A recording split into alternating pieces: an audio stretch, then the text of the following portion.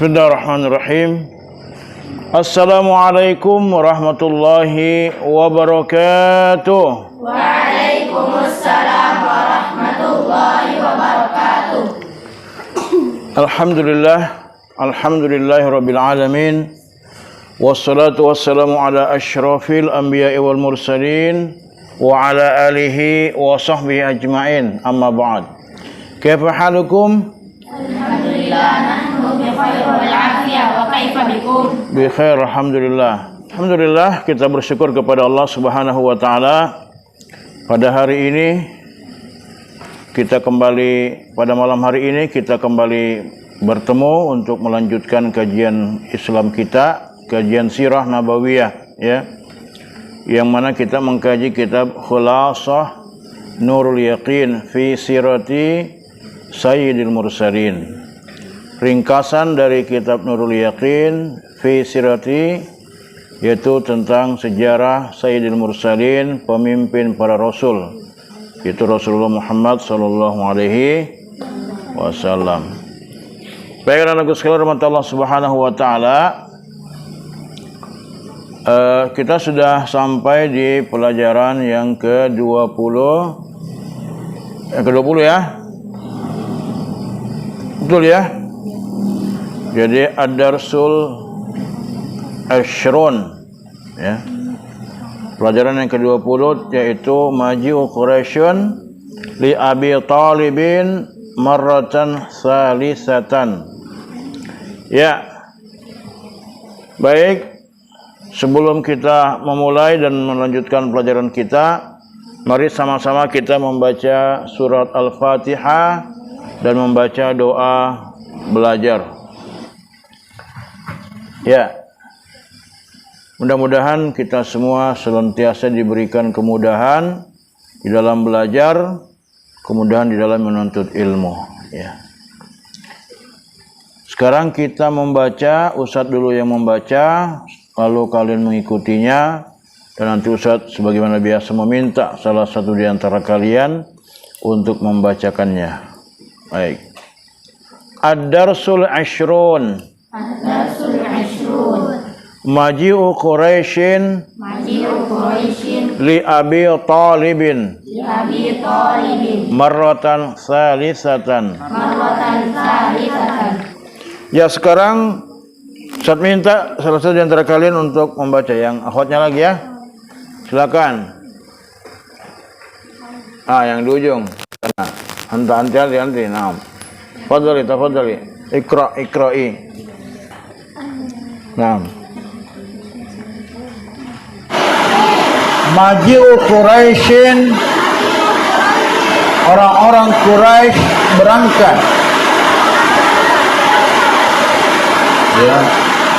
Orang-orang Quraisy mendatangi li Abi Talibin, Abu Talib, marratan saniyatan, untuk yang ketiga kalinya. Al-awwal, yang pertama, lamma ra'at Quraisyun, ketika orang-orang Quraisy melihat anna Abu Talibin, bahwasanya Abu Talib la yuridu, tidak mau, an yamna'a, melarang, ibna akhihi, anak saudaranya, masyau ilaihi, maka mereka berangkat menemuinya, bi Umar bin Walid, bersama Umarah ibnu Walid. Ya, ini seorang pemuda ya. Umarah ini seorang pemuda. Asani, yang kedua, wa qalu lahu, dan mereka berkata kepada Abu Talib, khudh hadzal fata waladan laka. Ambillah pemuda ini dan jadikanlah dia anakmu. Wa aslim ilaina, kalau sebaliknya serahkan kepada kami ibna akhika, anak saudaramu itu, linaqtulahu, untuk kami bunuh.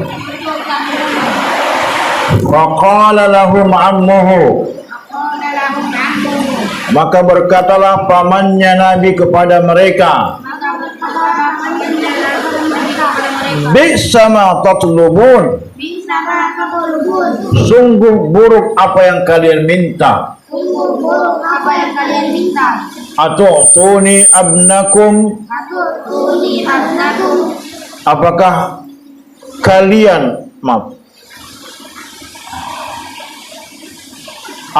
kalian menyerahkan anak kalian kepadaku liurabbiyahu, untuk aku didik, wa u'tikum, dan aku menyerahkan kepada kalian ibni, anakku, litaqtuluhu, untuk kalian bunuh. Ya, terlalu ya. Yang Ar-Rabi', yang keempat, faraja'u khaibin, maka mereka pulang, maka mereka kembali, khaibina, dengan tangan hampa. War rasulu, dan Rasulullah SAW lam yazal mustamirran, tidak pernah berhenti, terus menerus, fi nashril Islam, untuk menyebarkan Islam, wa ammuhu yadfa'u anhu, sedangkan pamannya selalu membelanya. Ya, begitu ya. Jadi aku sekalian rahmat Allah Subhanahu wa taala, ini usaha yang dilakukan oleh orang-orang Quraisy. Ya. Orang-orang Quraisy luar biasa, orang-orang yang menentang dakwah Rasulullah. Nah, bayangkan begitu seriusnya mereka untuk menghalangi dakwahnya Nabi. Sejak pertama Nabi berdakwah, menyampaikan Islam kepada mereka, mereka menghalang-halangi. Lalu Abu Thalib, ya, sebagai pamannya Nabi selalu membela Rasulullah. Mereka datang kali yang pertama meminta supaya, ya, melarang Nabi jangan mencela tuan-tuan mereka, kan? Nabi jangan dakwah lagi lah begitu. Yang kedua juga datang, Nabi tidak peduli dengan kedatangan mereka, Nabi tetap berdakwah. Kalau mereka mendatangi Abu Thalib untuk kali yang kedua, untuk lebih tegas melarang keponakannya itu. Tapi kemudian Nabi mengatakan, ya, sekiranya mereka mampu meletakkan matahari di tangan kananku dan rembulan di tangan kiriku untuk aku meninggalkan perkara ini, meninggalkan dakwah ini, maka aku tidak akan meninggalkannya sampai Allah memenangkan perkara ini, memenangkan Islam ini, atau aku binasa karenanya. Bayangkan. Artinya apa? Nabi mengucapkan sebuah kalimat yang tidak akan mungkin Nabi itu pernah mundur dalam berdakwah. Sekiranya orang kafir bisa meletakkan matahari di tangan kanan beliau, kira-kira bisa enggak? Manusia mengambil matahari meletakkan di tangan kanannya orang, bisa enggak?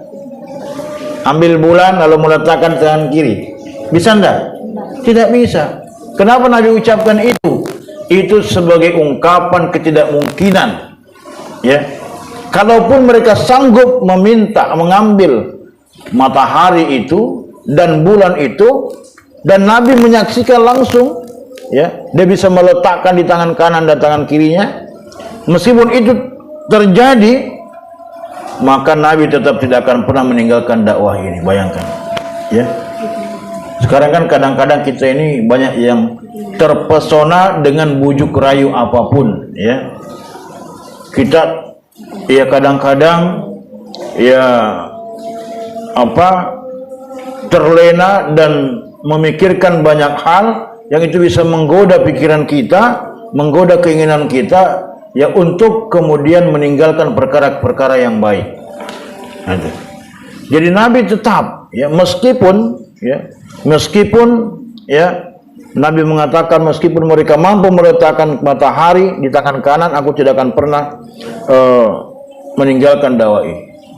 Jadi sesuatu hal yang tidak mungkin terjadi. Kalaupun itu terjadi, Nabi tetap tidak akan pernah meninggalkan itu. Sama dulu ceritanya itu, siapa ini? Ada seorang ulama sufi yang bernama Abdul Qadir Jailani, ya. Pernah dengar namanya? Abdul Qadir Jailani. Pernah dengar, ya? Ya, pernah baca kisahnya? Ya, Abdul Qadir Jailani. Beliau seorang ulama sufi, ulama tasawuf.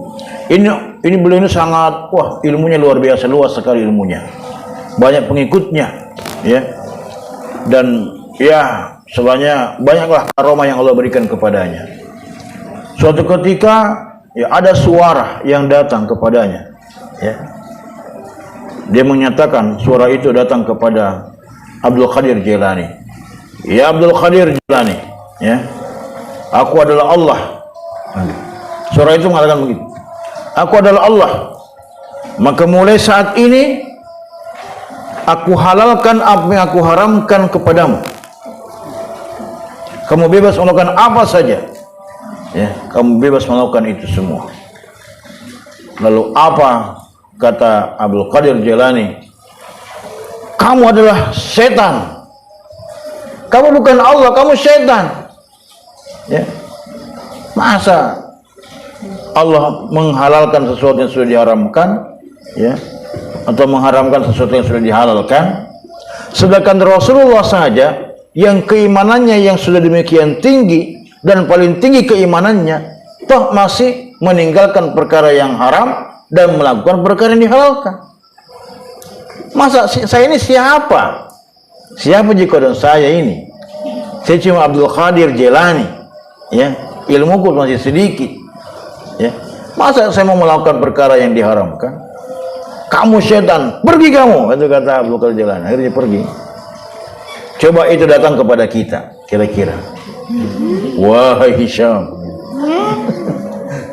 ya, mulai sekarang saya sudah menghalalkan yang diharamkan kepada kamu. Kira-kira aku adalah Allah. Kalau ada suara begitu, kira-kira bagaimana perasaannya? Ya. Oh, pasti bilang, oh iya enaknya. Tapi itu datang kepada Abdul Qadir Jailani yang keimanannya sudah tinggi, ilmunya sudah tinggi, ya. Lalu dia sadar tidak mungkin Allah mengatakan seperti itu. Itu adalah iblis, itu adalah syaitan. Jadi ingat, syaitan itu menggoda manusia dengan menanamkan bahwa dikatakan dengan menanamkan sebuah perkara kecintaan manusia berbuat maksiat, ya. Apa yang dikatakan syaitan itu baik sesungguhnya buruk, dan apa yang dikatakan syaitan itu buruk sesungguhnya baik. Dia putar itu, ya, begitu. Yang halal dikatakan haram, yang haram dikatakan halal. Maka jangan sekali-kali, kata Allah, wala tattabi'u khutuwatis syaitan. Janganlah kalian mengikuti langkah-langkah syaitan. Gitu, ya. Nanti kita akan lanjutkan apa langkah-langkah syaitan. Nah, ada tong itu langkah-langkahnya syaitan, cara-caranya untuk menggoda manusia. Nanti sebagai bahan nanti kalian buka dalam surat Al-A'raf ayat 16 dan ayat 17. Itu diantaranya langkah-langkah syaitan, ya. Baik.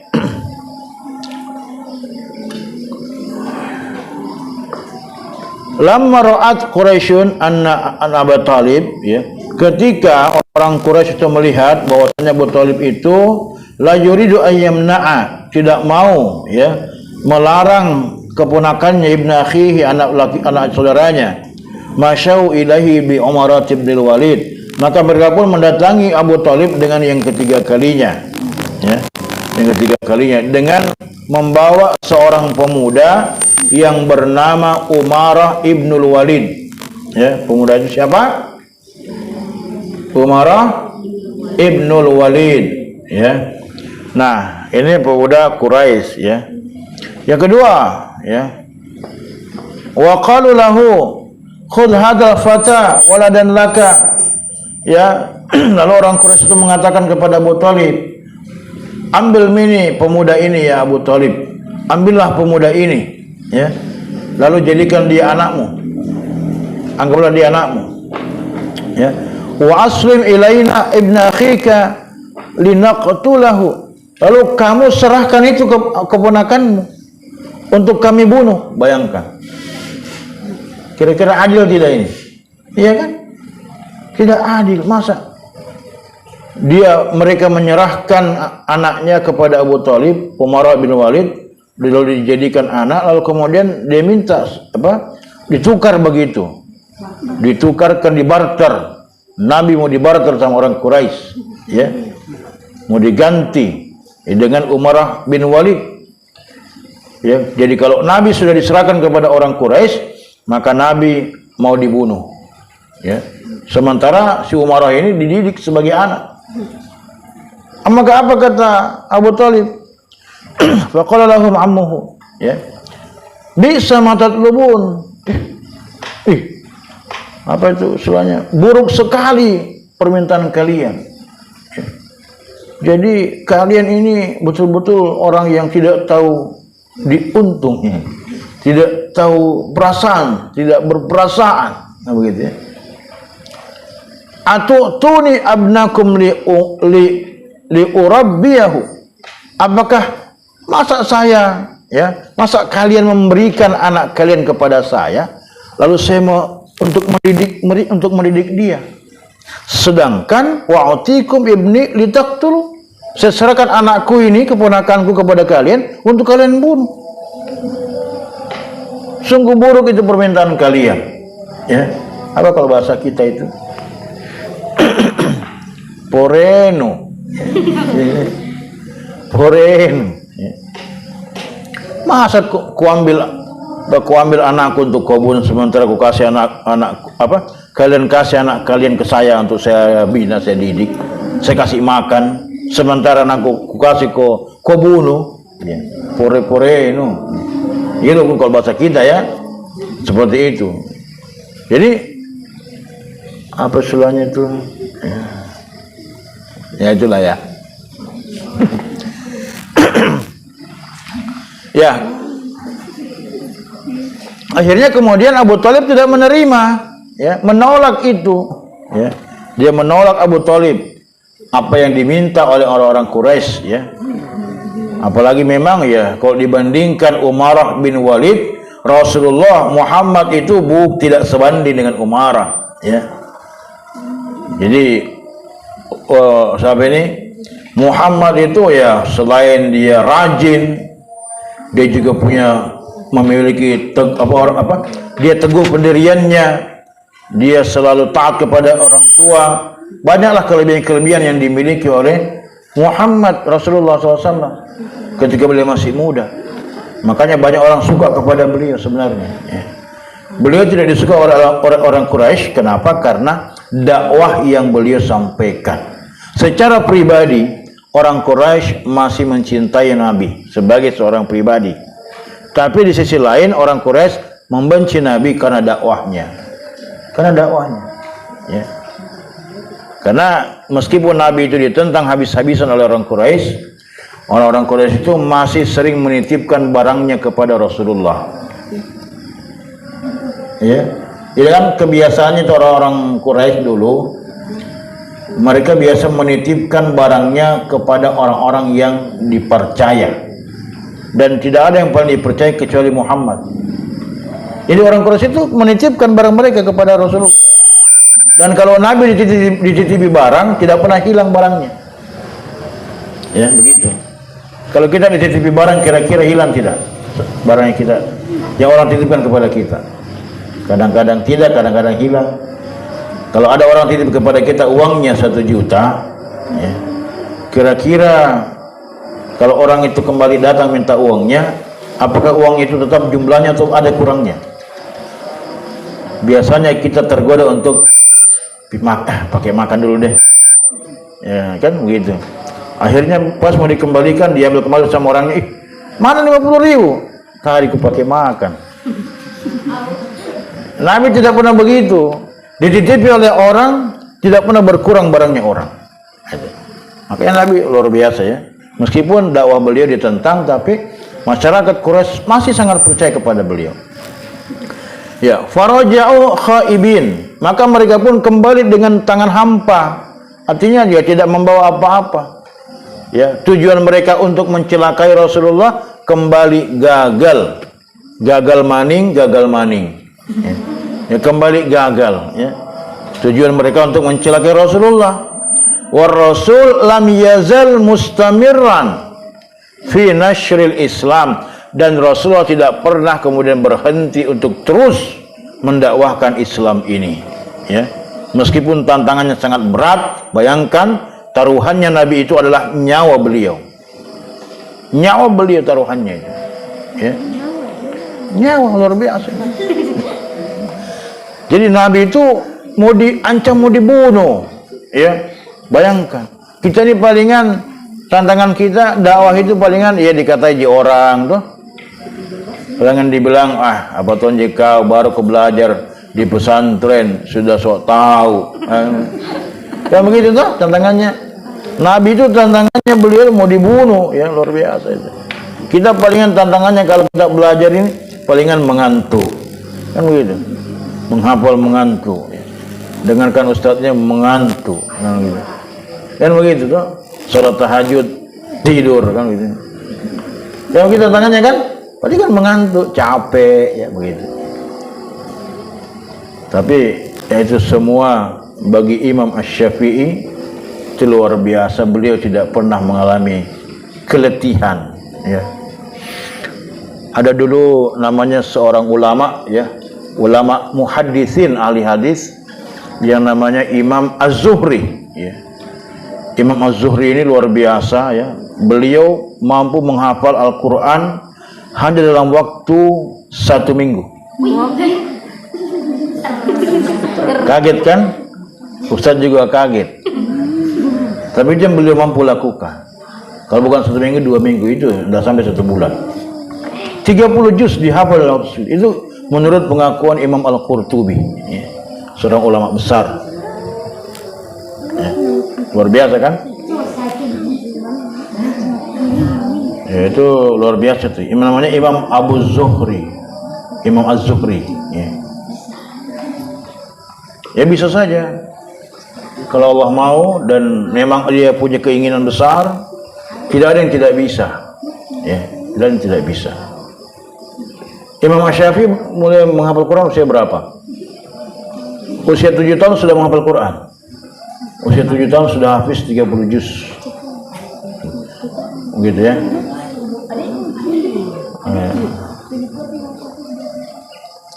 Baik, yaitu tantangan Rasulullah, ya. Jadi intinya bahwa yang kita pelajari pada kesempatan ini adalah istiqomah itu penting, ya.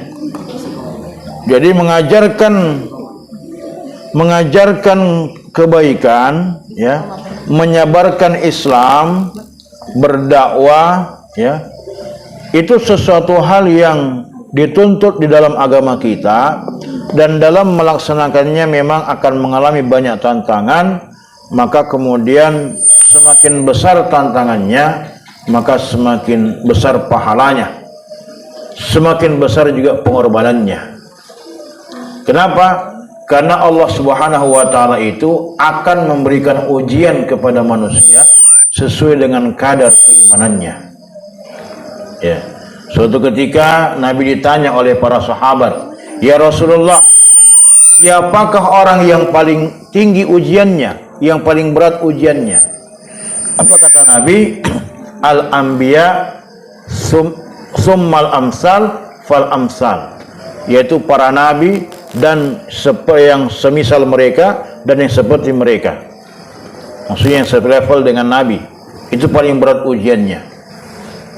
Lalu Nabi mengatakan bahwa seseorang itu akan diuji sesuai dengan kadar keimanannya. Ya. Barang siapa yang dia itu keimanannya kuat, ishtadda bala'uhu. Barang siapa yang kuat tinggi keimanannya, maka Allah akan menambah ujiannya. Ya. Dan barang siapa yang ujiannya itu sedikit, itu memang sesuai dengan kadar keimanannya. Itu. Jadi kita lihat kalau ujian kita semakin berat, berarti ya Allah semakin suka kepada kita, cinta kepada kita. Artinya iman kita lagi tinggi itu. Ya. Begitu ya. Justru yang berbahaya kalau orang tidak pernah diuji, enak terus. Nah, itu berarti tidak disuka oleh Allah Subhanahu wa taala. Karena Allah itu akan suka kepada seseorang yang imannya baik, dan Allah pasti akan memberikan ujian kepadanya. Dan pasti ketika Allah menguji kita, Allah tahu itu bahwa kita mampu untuk mengatasi ujian-ujian tersebut. Ya. Jadi jangan kita bilang, ya Allah kenapa kodong ini saya begini, jangan begitu. Ya.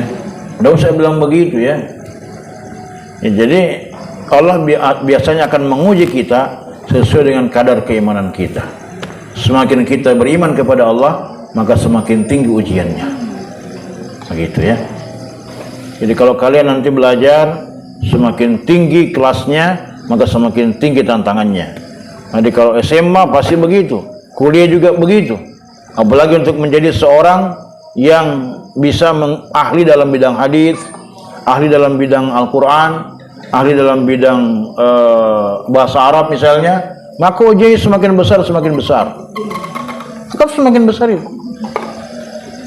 Ya, banyak sekali yang harus kita lakukan, ya, dan bagaimana kita bisa mengatasi semua itu sehingga akhirnya kita pun kemudian lolos dari ujian itu dan menyandang gelar ahli hadis kah, ahli Quran kah, ahli fisika kah, atau ahli-ahli yang lain. Ya. Baik. Saya kira itu rahmatullah Subhanahu wa taala yang bisa Ustaz sampaikan ya, pelajaran kita pada kesempatan kali ini. Mudah-mudahan kita semua bisa mengambil pelajaran dari apa yang kita bahas pada malam hari ini. Kita tutup dengan membaca istighfar 3 kali dan membaca doa kafaratul majelis. Astaghfirullahaladzim, astaghfirullahaladzim, astaghfirullahaladzim. Subhanakallahumma wa bihamdik, nashhadu an la ilaha illa anta wa nastaghfiruka wa natubu ilaik. Assalamu alaikum warahmatullahi wabarakatuh. Waalaikumsalam warahmatullahi wabarakatuh. Jazakumullah.